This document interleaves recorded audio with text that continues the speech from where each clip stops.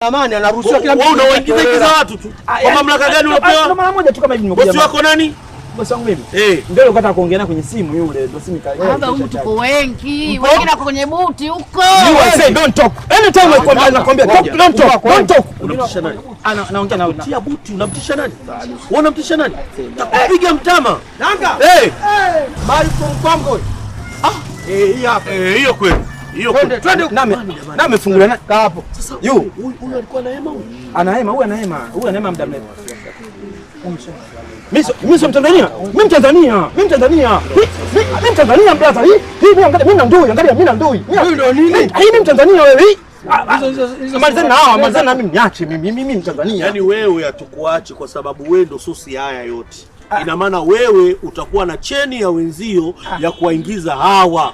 Umependa tu kuja wenyewe. Mimi kuja wapi? Nimeelekeza nyumbani tu aje tu Tanzania. Mimi sina shida. Una dokumenti zao? Pasipoti zao? Pasipoti. Hizi za kupandia ndege zile? Pasipoti zao zile za ndege. Nyinyi you have a passport? Una pasipoti? Hata hizi karatasi sio zenyewe. Hizi zenyewe pia ni fake. Hizi za kubushi. Hapa kuna mtu yote mwenyekiti serikali ya mtaa Kitunda hapa. Hizi si sahihi ya mwenyekiti serikali ya Kitunda hapa. Yaani sasa hizi nafikiri mimi hizi nafikiri hizi shike, hizi zishike. Mimi wewe hizi sahihi ya mwenyekiti umetoa hapa. Mmempa hela hizi nikatatu. Wamenipatia nimegongesha tu hilo.